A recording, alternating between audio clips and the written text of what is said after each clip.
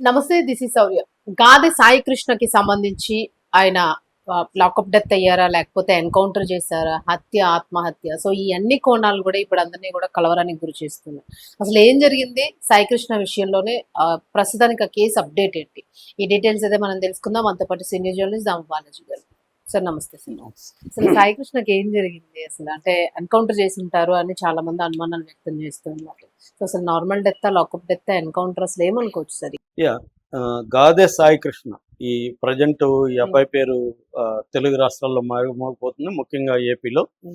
So, ఎవరు ఈ గాదె సాయి కృష్ణ? ఈ అబ్బాయి 45 రోజులుగా మిస్సింగ్‌లో ఉన్నాడు. హైకోర్టు కూడా ఈ నెల 29లోగా అబ్బాయిని కోర్టు ముందు హాజరుపరచమని డెడ్‌లైన్ పెట్టింది. ఈ నేపథ్యంలో కొత్తగా అసలు ఈ అబ్బాయి లేడు, కాల్చి బూడిద చేసేశారు ఈ అబ్బాయిని పోలీసులు అన్న వార్తలు కూడా వస్తున్నాయి. అసలు దీన్ని ఎలా అర్థం చేసుకోవాలి? ఏం జరిగింది? ఇది జరిగింది ఒకటైతే దీని పట్ల ఇప్పుడు రాజకీయ పార్టీలు తలో దిక్కుగా అక్కడ వైసీపీ వర్సెస్ కూటమి దీన్ని ఎట్లా చూస్తున్నారు అనేది మనం చెప్పుకుందాం. సో, గాదె సాయి కృష్ణ ఈ అబ్బాయి 24 ఏళ్ళు.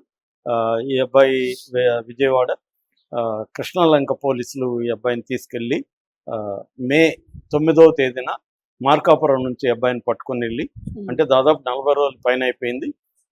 ఇప్పటి వరకు మీడియా కూడా దీన్ని హైప్ చేయలేదు పెద్దగా. ఇప్పుడే గత కొన్ని రోజులుగానే అయింది. అది కూడా వైసీపీ వాళ్ళు దీన్ని పట్టించుకోవడంతో మీడియా కూడా పట్టించుకుంది.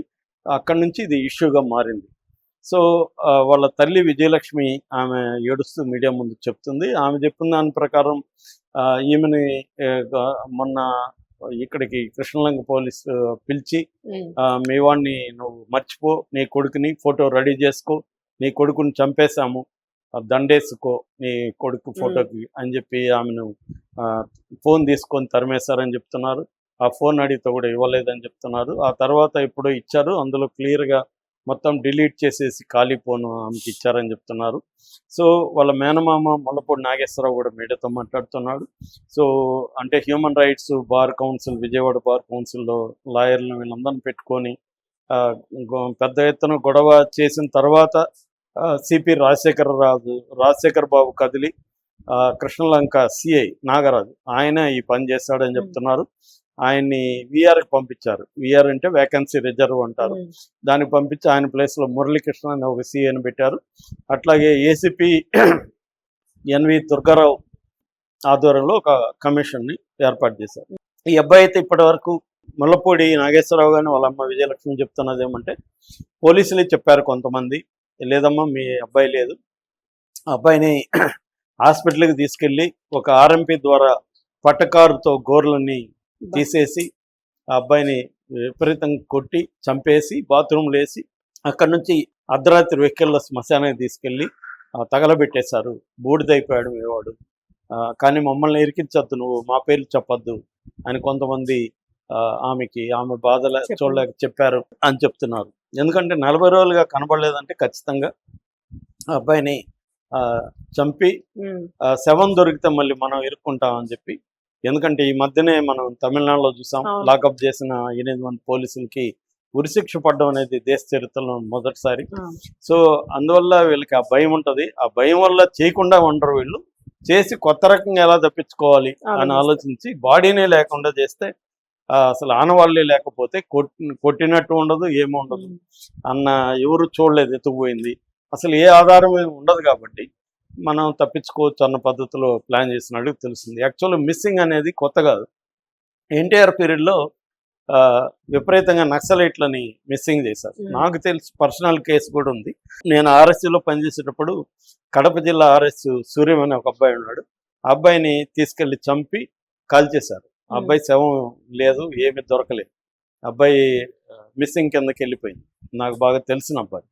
సో, అలాగా చాలా కేసులు అప్పట్లో మిస్సింగ్ ఉన్నాయి ఆంధ్రప్రదేశ్లో, తెలంగాణలో, ఆంధ్రప్రదేశ్లో, ఉమ్మడి ఆంధ్రప్రదేశ్లో మిస్సింగ్ కేసులు విపరీతంగా ఉంటాయి. సో, ఇది ఒక యాంగిల్.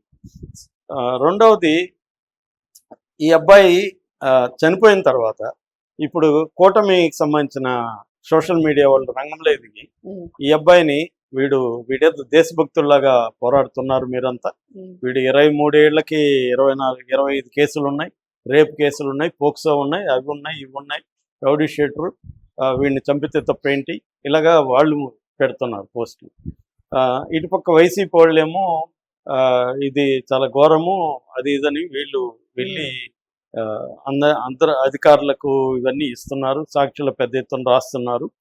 అంటే ఇది ప్రతి అంశం అక్కడ రాజకీయం, పైగా కులాన్ని తీసుకొస్తున్నారు వైసీపీ వాళ్ళు. ఇతను కాపు బిడ్డ అని చెప్పి కాపు సెంటిమెంట్ని రగులుస్తున్నారు. వాళ్ళు గత కొంతకాలంగా పవన్ కళ్యాణ్ నుంచి కాపుల్ని దూరం చేసే ఒక ప్లాన్తో వైసీపీ వర్క్ చేస్తుంది. కాబట్టి దీన్ని కూడా వాళ్ళు తమ రాజకీయ ప్రయోజనాలకు అనుకూలంగా వాళ్ళు వాడుకుంటున్నారు. సో ఇక్కడ బేసిక్ థింగ్ ఏంటంటే, మామూలుగా బ్రిటిష్ వాళ్ళ కాలం నుంచి ఇది ఉంది. ఎవరైనా చంపేసి, అంటే కుక్కని చంపి పిచ్చి కుక్క అని చెప్తే, అమ్మయ్య పిచ్చి కుక్కని చంపేశారు, చంపిన వాడికి కూడా బహుమానాలు ఇవ్వాలి, మంచోళ్ళరా మీరు పిచ్చి కుక్కని చంపారు అని అంటారు తప్ప, అరే అన్యాయంగా కుక్కని చంపావే అనరు. ఎందుకంటే అది పిచ్చి కుక్కని నమ్మిస్తారు. అదే పని ఇప్పుడే ఒకప్పుడు నక్సలైట్ని ఇలాగే చేసేవాళ్ళు. నక్సలైట్ని చంపేసి అతని మీద ఎన్ని కేసులు ఉన్నాయి, అతను ఎంత దౌర్మార్గుడు, అతను ఎంతమందిని చంపాడు, ఇవన్నీ లిస్టు చెప్పేవాడు. అవన్నీ నిజమో కాదో ఎవడికి తెలియదు. అలాగా ఇప్పుడు ఈ అబ్బాయిని చంపేసి బూడిద చేసేసి దాని పోలీసులకు సపోర్ట్గా వీళ్ళు ఇతను ఇంత దుర్మార్గుడు, ఇన్ని కేసులు ఉన్నాయి, ఇవన్నీ చెప్తున్నారు. ఇక్కడ గుర్తుపెట్టుకోవాల్సిన ఏమంటే, మన రాజ్యాంగం ఒకటి ఉంది. రాజ్యాంగంలో ఏముంటుంది, ఎవరైనా కూడా నేరం చేస్తే చట్ట ప్రకారం శిక్షించాలి తప్ప వాళ్ళని కొట్టే హక్కు కానీ, కార్పోరియల్ పనిష్మెంట్ అంటారు. కార్పోరియల్ పనిష్మెంట్ అంటే బాడీని టచ్ చేసే పనిష్మెంట్ ఇండియాలో లేదు. ఒకే ఒక ఉరి శిక్ష మాత్రమే ఉంది. ఇంకా ఎక్కడా కూడా అతను ఎంత పెద్ద నేరస్తుడైనా, 100 హత్యలు చేసినా, టెర్రరిస్ట్ అయినా అతన్ని తాకే హక్కు కూడా పోలీసులకు లేదు. నువ్వు నిరూపించు కోర్టులో శిక్ష వేయాలి. ఇది నెంబర్ 1. నెంబర్ 2 ఏంటంటే, ఇది పేదవాళ్ళ విషయంలోనే జరుగుతుంది. మన ఎంపీలు ఇప్పుడు 543 మంది లోక్సభలో ఉంటే అందులో 251 మంది మీద కేసులు ఉన్నాయి. అంటే 46% ఎంపీల మీద క్రిమినల్ కేసులు. అందులో 31% అంటే 170 మంది ఎంపీల మీద సీరియస్ కేసెస్ ఉన్నాయి. అంటే హత్యలు, రేపులు, కిడ్నాపులు, స్త్రీల మీద అత్యాచారాలు, ఈ కేసులు ఉన్నాయి. ఏది 170 మంది ఎంపీల మీద. వాళ్ళు ఎవరినన్నా ఇలా లాకప్ డెత్ చేయగలరా? అంటే డబ్బు, పరపతి, పలుకుబడి, అప్పర్ కాస్టు వీళ్ళని తీసుకెళ్లి కొట్టరు, లాకప్ డెత్లు చేయరు, చంపరు. ప్రజలు కూడా వాళ్ళని చంపాలని డిమాండ్ చేయరు. కానీ ఈ అబ్బాయి కాపైనా కూడా పేదవాడు, సరే ఆ అబ్బాయి క్రైమ్స్ చేసి ఉండొచ్చు, చేస్తే కోర్టుల్లో ప్రూవ్ చేయాలి, కోర్టుల్లో నిరూపించాలి, శిక్ష వేయాలి. కానీ మన సమాజంలో ఏం జరుగుతుందంటే, ఈ మధ్య కాలంలో ఈ పొలిటికల్ పార్టీలు రైవలరీ పెరిగిపోయినాక మన కులంవాడ, మన పార్టీ వాడ అనేది చూస్తారు. కానప్పుడు వాడిని అత్యంత దారుణంగా చిత్రీకరించడం జరుగుతుంది. నేను జైల్లో ఉన్నప్పుడు రోజు కనీసం 4-5 మంది వచ్చేవాళ్ళు. నా పక్కనే ఒక క్రైమ్ పోలీస్ స్టేషన్ ఉండేది. అక్కడ రాత్రంతా అరుపులు వినబడుతుండేవి, నాకు పక్కనే వినబడుతుంటాయి. మాది ఎంట్రీ సెల్ అనమాట. వినబడుతున్నాక 4 రోజులకు వస్తారు ఆ కుర్రాళ్ళు.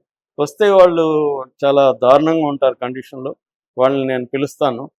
పిలిచి ఏమైందంటే, ఏం లేదు సార్, గుండు సూదులు ఎక్కిచ్చారు సార్ అంటారు గోర్లలో. సో వాళ్ళని అంత టార్చర్ చేసి పెట్టుంటారు. ఇంతకీ వాళ్ళ మీద కేసులు ఏంటి? డెకాయిటీనో, దోపిడీనో, దొంగతనాలో కేసులు. ఇదే పెద్ద స్థాయిలో చేసేవాళ్ళు, బ్యాంకులను ముంచేవాళ్ళు, మంత్రులు, మనకి స్పీకర్లు, డిప్యూటీ స్పీకర్లు, మంత్రులు, ఎంపీలు, వీళ్ళందరేమో లక్షల కోట్లు, వేల కోట్లు చేసిన వాళ్ళు. వీళ్ళేదో కోడి దొంగతనము, చిన్న ఎద్దు దొంగతనము, ఆవు దొంగతనము చేసుంటాడు. వాళ్ళని ఇంత దారుణంగా 4-5 రోజులు టార్చర్ పెట్టి జైలుకి పంపిస్తారనమాట. ఇది వ్యవస్థ ఇప్పటికి కూడా ఏం మారలేదు. టెక్నాలజీ మారింది, ఏఐ వచ్చింది, అన్నీ వచ్చాయి. కానీ ఇప్పటికీ పోలీసులకి జవాబుదారీతనం లేదు. ఇప్పుడు ఇతనికి ఇచ్చిన పనిష్మెంట్ ఏంటి? VR, vacancy reserve. మామూలుగా ఇదే ఒక వ్యక్తిని చంపితే, వేరే వాళ్ళు సివిలియన్స్ చంపితే అతని మీద ముందు హత్యా నేరం మోపి అతన్ని అరెస్ట్ చేయాలి. కానీ ఇతనికి ఏంటి? VR ఇచ్చారు. అంటే హాయిగా అక్కడ వ్యాకెన్సీ రిజర్వ్లో రెస్ట్ తీసుకుంటుంటాడు. ఇతను ఈ కేసు ఎట్లాగూ ఏమి జరగదు. అందుకనే తల్లిదండ్రులు, వాళ్ళ తల్లి కానీ వాళ్ళ మేనమామ ఉన్నారు, అయ్యో బాబు మాకు ఆ శిక్ష, ఆయనకి శిక్ష వేసేది ఏమొద్దు, ఎవరికి ఏమి శిక్షలు వేయొద్దండి, మా కొడుకు ఉన్నాడన్నా చెప్పండి, లేదని చెప్పండి, కనీసం బూడిద ఇవ్వండి, కనీసం డేట్ చెప్పండి, ఏ రోజు చంపేశారో మేము కర్మకాండ చేసుకుంటాం అన్నంత దీనంగా వాళ్ళు మాట్లాడుతున్నారంటే ఈ వ్యవస్థ ఎంత దారుణంగా ఉంది. ఎంత దారుణంగా మాట్లాడుతున్నారు. మళ్ళీ హైలీ ఎడ్యుకేటెడ్ జర్నలిస్టులు, మేధావులే ఈ వాళ్ళకి పోస్టులు పెడుతున్నారు. ఫ్యామిలీస్ ఉంటాయి, ఈ రిలేషన్స్ పోస్టులు వాళ్ళే పెడుతున్నారంటే ఎంత క్రూయల్ గా అధికారం కోసం బేసిక్ వాల్యూస్ కూడా పక్కన పెట్టేసి మారిపోయారంటే ఒక్కోసారి ఒళ్ళు జలధరిస్తుంది, భయం వేస్తుంది. మనం ఎటువంటి వ్యవస్థలో బతుకుతున్నాం గౌరవం నమ్మకం అనే పోతున్నాయి. అనే ఒక భయం వేస్తుంది. ఉమ్, అంటే అందుకనే రేపొద్దున ఖచ్చితంగా కాక్రోచ్ ఉద్యమాలు లాంటివి శాంతియుతంగా కాకుండా ఆయుధాలు పెద్ద ఎత్తున పట్టుకుంటే ఆశ్చర్యం లేదు ఈ దేశంలో. ఎందుకంటే ఇలాంటి పెట్టరేగిపోయే కొద్దీ ఏం చేస్తారు బాధితులు? ఎలాగో చావు తప్పదు అనుకున్నప్పుడు తెగించే దీని వైపే వెళ్తారు తప్ప, నువ్వు అణచివేసే కొద్దీ వ్యవస్థలు సక్రమంగా పనిచేయకపోయినప్పుడు, వ్యవస్థలకి నమ్మకం పోయినప్పుడు అల్టిమేట్గా జరిగేది అది. అదే దీనికి లేటెస్ట్ ఎగ్జాంపుల్గా మనం గాదె సాయి కృష్ణ చెప్పుకోవచ్చు. రైట్. Thank you sir.